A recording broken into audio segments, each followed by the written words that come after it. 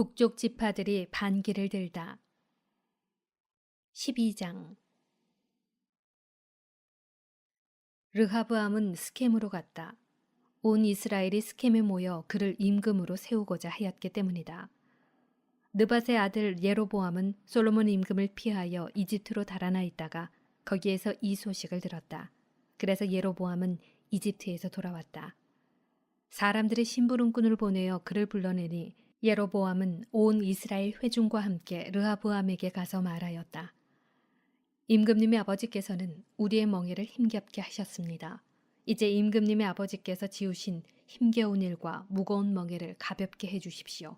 그러면 우리가 임금님을 섬기겠습니다. 그러자 르하브암은 그들에게 돌아갔다가 사흘 뒤에 다시 나에게 오시오 하고 말하였다. 이 말에 백성은 돌아갔다. 르하브암 임금은 자기 아버지 솔로몬이 살아있을 때에 그를 받들던 원로들을 불러 저 백성에게 어떻게 대답해야 할지 의견을 듣고 싶소 하고 의논하였다. 그러자 그들이 대답하였다. 오늘 임금님께서 저 백성의 종이 되어 그들을 섬기고자 하시면 그들에게 좋은 말씀으로 대답해 주십시오.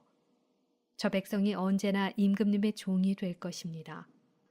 그러나 임금은 원로들이 내놓은 의견을 버리고 그 대신 자기와 함께 자란 젊은이들로서 자기를 받드는 자들과 의논하면서 그들에게 물었다. 나에게 임금님의 아버지께서 우리에게 메우신 멍에를 가볍게 해주십시오 하고 청하는 저 백성에게 우리가 어떻게 대답해야 할지 그대들의 의견을 듣고 싶소. 그러자 임금과 함께 자란 젊은이들이 이렇게 대답하였다. 임금님의 아버지께서 메우신 멍에가 무거우니 그것을 가볍게 해주십시오 하고 청하는 저 백성에게 임금님께서는 이렇게 대답하십시오. 이런 식으로 말입니다. 내 새끼손가락이 내 아버지의 허리보다 굵소. 내 아버지께서 그대들에게 무거운 멍에를 메우셨는데 나는 그대들의 멍에를 더 무겁게 하겠소.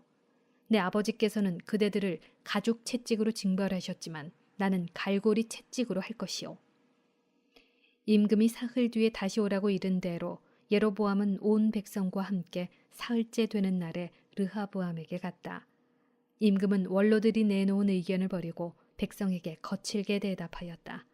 그는 젊은이들의 의견대로 백성에게 말하였다.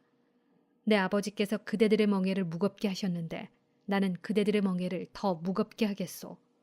내 아버지께서는 그대들을 가죽 채찍으로 징벌하셨지만 나는 갈고리 채찍으로 할 것이오. 임금이 이처럼 백성의 말을 들어주지 않은 것은 주님께서 일을 그렇게 돌리셨기 때문이다. 주님께서는 실로 사람 아히야를 통하여 느밧의 아들 예로보암에게 하신 말씀을 이루시려고 일을 그렇게 하신 것이다. 온 이스라엘은 임금이 자기들의 말을 들어주지 않은 것을 보고 임금에게 대답하였다. 우리가 다윗에게서 얻을 몫이 무엇이냐? 이사이의 아들에게서 받을 상속 재산이 없다. 이스라엘아, 내 천막으로 돌아가거라. 다윗아, 이제 내 집안이나 돌보아라. 그러고 나서 이스라엘은 자기 천막으로 돌아갔다. 그러나 유다의 성읍들에 살고 있는 이스라엘 자손들은 르하브암이 다스리게 되었다. 르하브암 임금이 부역 감독 아도람을 보내자 온 이스라엘은 돌로 던져 그를 죽여버렸다. 그러자 르하브암 임금은 서둘러 병거에 올라타고 예루살렘으로 도망쳤다. 이렇게 이스라엘은 다윗 집안에 반역하여 오늘에 이르렀다.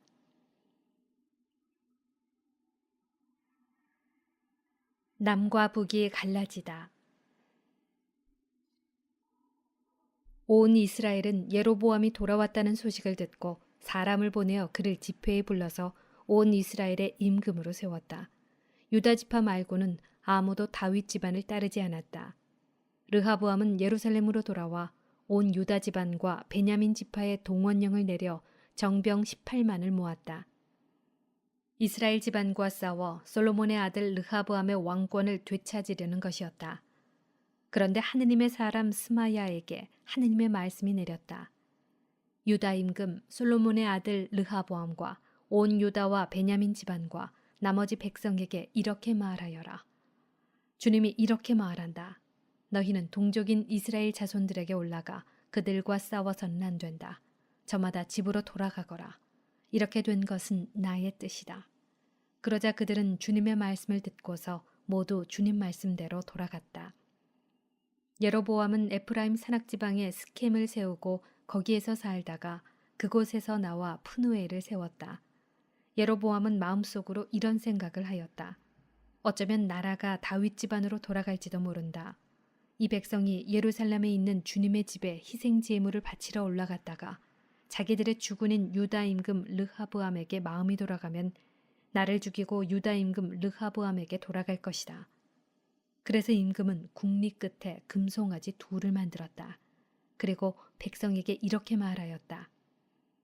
예루살렘에 올라가는 일은 이만하면 충분합니다. 이스라엘이여, 여러분을 이집트 땅에서 데리고 올라오신 여러분의 하느님께서 여기에 계십니다. 그러고 나서 금송아지 하나는 베텔에 놓고 다른 하나는 단에 두었다. 그런데 이 일이 죄가 되었다. 백성은 금송아지 앞에서 예배하러 베텔과 단까지 갔다. 임금은 또 산당들을 짓고 레위의 자손들이 아닌 일반 백성 가운데에서 사제들을 임명하였다. 예로보암은 8째 달 15셋 날을 유다에서 지내는 축제처럼 축제일로 정하고 제단 위에서 제물을 바쳤다. 이렇게 그는 베텔에서 자기가 만든 송아지들에게 제물을 바치고 자기가 만든 산당의 사제들을 베텔에 세웠다. 임금은 자기 마음대로 정한 달인 8째 달 15셋 날이 되면 베텔에 세운 제단에 올라갔다. 그는 이스라엘 자손들이 지킬 축제일을 이렇게 정하고 그 제단에 분향하러 올라갔던 것이다.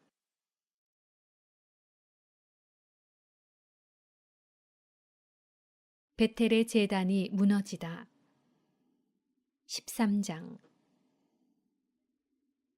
예로보암이 제단 옆에 서서 분향하려고 하는데 마침 하느님의 사람이 주님의 말씀에 따라 유다에서 베텔로 왔다. 하느님의 사람이 제단에 대고 주님의 말씀에 따라 외쳤다. 제단아, 제단아, 주님께서 이렇게 말씀하신다. 다윗의 집안에 한 아들이 태어나리니 그 이름은 요시야이다. 그가 내 위에서 분향하는 산당의 사제들을 내 위에서 제물로 바치고 사람의 뼈를 내 위에서 태울 것이다. 바로 그날 그는 한 가지 표징을 제시하며 이렇게 말하였다. 이는 주님께서 말씀하신 표징입니다. 이 제단이 산산조각나고 그 위에 있는 재가 쏟아질 것입니다. 예로보암 임금은 하느님의 사람이 베텔 제단에 대고 이렇게 외치는 말을 듣고 제단에서 손을 뻗으며 그를 붙잡아라 하고 명령하였다. 그러자 그를 향해 뻗었던 손이 굳어 오므릴 수가 없게 되었다. 곧이어서 주님의 말씀에 따라 하느님의 사람이 제시한 표징대로 제단이 산산조각나고 제단에서 재가 쏟아졌다.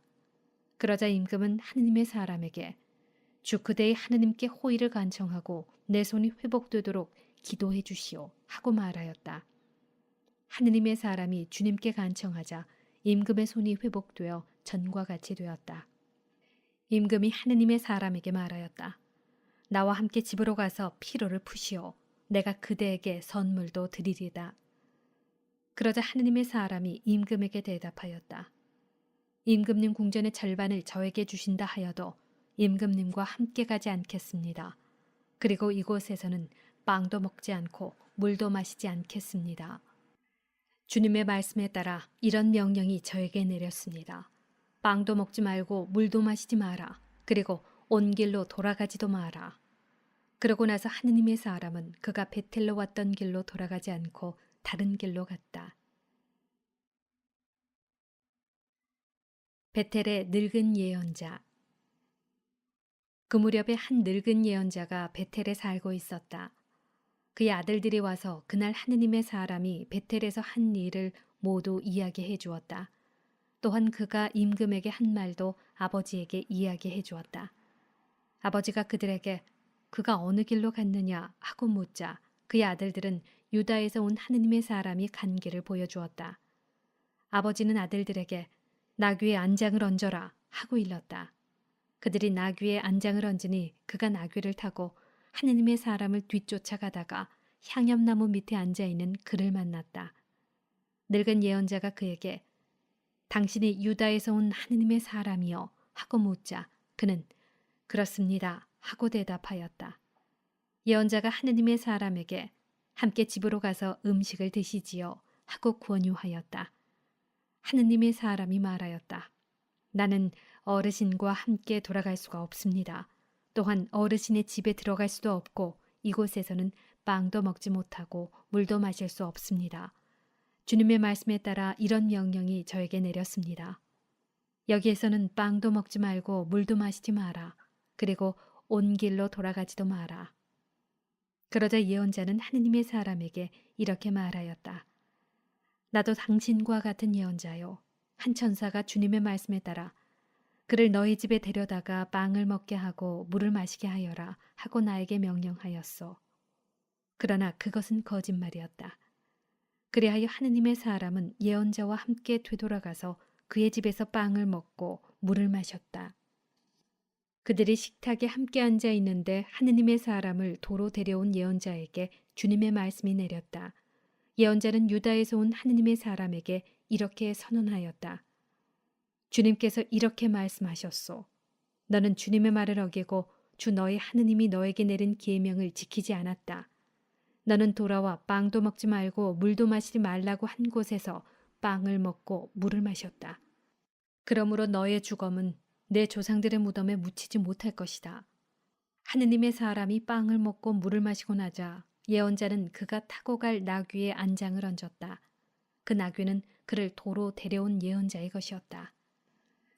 하느님의 사람은 그곳을 떠나가다가 길에서 사자를 만나 물려 죽었다. 그 죽음은 길에 내던져진 채로 있었는데 나귀가 그 곁에 서 있고 사자도 그 곁에 서 있었다. 지나가던 이들이 길에 내던져진 주검과 그 주검 곁에 서 있는 사자를 보고 늙은 예언자가 사는 성읍으로 들어가서 이 일을 전하였다. 그를 길에서 도로 데려왔던 예언자는 그 일을 전해 듣고 이렇게 말하였다. 그는 바로 주님의 말씀을 어긴 하느님의 사람이다. 주님께서 그를 사자에게 내어주시어 그에게 하신 말씀에 따라 사자가 그의 뼈를 부수어 죽이게 하셨구나. 그러고 나서 예언자가 아들들에게 나귀에 안장을 얹어라 하고 이르자 아들들이 안장을 얹었다. 그는 가서 길에 내던져진 주검과 그 주검 곁에 서 있는 나귀와 사자를 발견하였다. 그런데 사자는 주검을 먹거나 나귀의 뼈를 부수지 않았다. 예언자는 하느님의 사람의 주검을 들어 나귀에 얹고 그것을 옮겨왔다. 늙은 예언자는 성읍으로 들어와 곡을 한 뒤 그를 묻어주었다. 예언자가 그의 주검을 자기 무덤에 묻자 사람들이 아이고 내 형제여 하고 곡을 하였다. 그를 묻은 뒤에 예언자는 아들들에게 이렇게 말하였다. 내가 죽거든 이 하느님의 사람이 묻힌 무덤에 나를 묻어라. 그리고 그의 뼈 곁에 내 뼈를 놓아라. 그가 주님의 말씀에 따라 베텔에 있는 제단과 사마리아 성읍들에 있는 모든 산당을 두고 선언한 말이 반드시 이루어질 것이다. 이런 일이 있은 뒤에도 예로보암은 그의 악한 길에서 돌아서지 않고 또다시 일반 백성 가운데에서 산당의 사제들을 임명하였다. 그는 원하는 사람은 누구에게나 직무를 맡겨 산당의 사제가 될 수 있게 하였다. 예로보암 집안은 이런 일로 죄를 지어 마침내 멸망하여 땅에서 사라지게 되었다.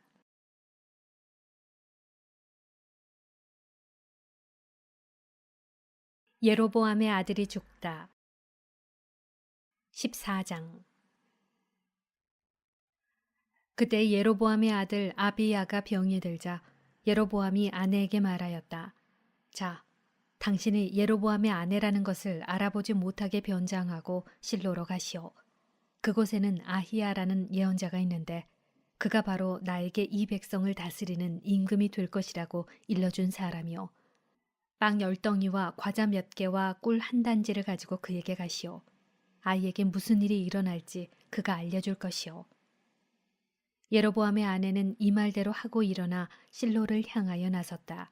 그가 아히야 집에 이르러 보니 아히야는 나이 탓으로 눈이 침침해져 볼 수가 없었다. 그런데 주님께서는 아히야에게 미리 말씀해 두셨다. 예로보암의 아들이 병들어 그 아내가 아들의 일로 너에게 문의하러 오고 있다. 그가 오거든 이러이러하게 대답하여라. 그가 올 때는 다른 여자인 채 할 것이다. 아히야는 그 여자가 문에 들어설 때 발소리를 듣고 이렇게 말하였다. 예로보암의 부인이시여 들어오십시오. 그런데 어찌하여 당신은 다른 여자인 채 하십니까? 저는 당신에게 나쁜 소식을 전할 임무를 받았습니다. 예로보암에게 가서 말씀하십시오. 주 이스라엘의 하느님께서 이렇게 말씀하십니다. 내가 너를 백성 가운데에서 들어높여 내 백성 이스라엘의 영도자로 세우고 다윗 집안에서 나라를 떼어 너에게 주었다. 그러나 너는 나의 종 다윗과 같지 않았다. 다윗은 나의 계명을 지켰을 뿐만 아니라 마음을 다하여 나를 따랐으며 내 눈에 드는 옳은 일만 하였다. 그러나 너는 너보다 앞서 있던 모든 임금보다 더 악한 짓을 저지르고 게다가 다른 신들과 우상들을 만들어 나의 분노를 돋우었다. 이렇게 너는 나를 등 뒤로 내던졌다. 그러므로 이제 내가 예로보암 집안에 재앙을 내리겠다. 예로보암에게 속한 사내는 종이든 자유인이든 이스라엘에서 잘라버리겠다. 그리하여 똥거름을 말끔히 치우듯이 나는 예로보암 집안을 치워버리겠다. 예로보암에게 딸린 사람으로서 성 안에서 죽은 자는 개들이 먹어치우고 들에서 죽은 자는 하늘의 새가 쪼아먹을 것이다. 주님이 그렇게 말하였다. 부인은 이제 집으로 돌아가십시오. 부인의 발이 성읍에 들어서자마자 아이는 죽을 것입니다. 온 이스라엘이 그를 위하여 곡을 하고 그를 묻을 것입니다. 예로보암에게 딸린 자 가운데 그 아이만 무덤에 갈 수 있을 것입니다. 예로보암 집안에서 그 아이만 주 이스라엘의 하느님께 좋게 보였기 때문입니다.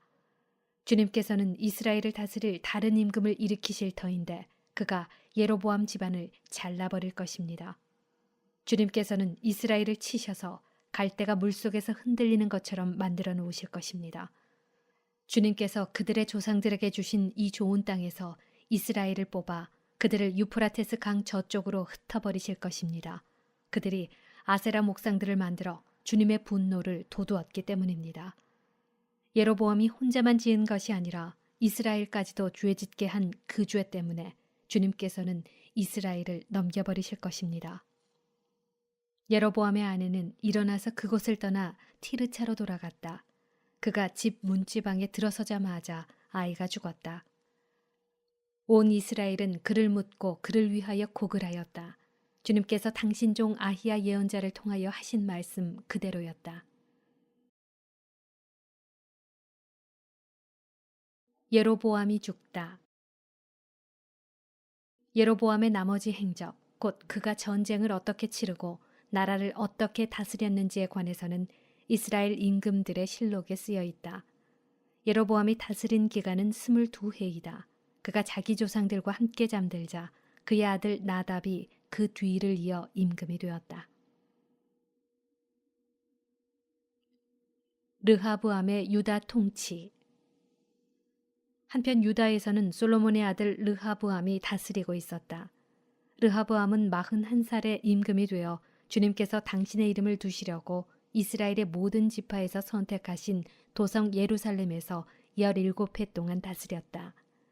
그의 어머니 이름은 나아마인데 암몬 여자였다. 유다도 주님의 눈에 거슬리는 악한 짓을 저질렀다. 그들이 지은 죄는 자기 조상들이 지은 모든 죄보다 더 커서 주님의 격정을 불러일으켰다. 그들 역시 높은 언덕과 푸른 나무 아래마다 산당과 기념기둥과 아세라 목상들을 세웠다.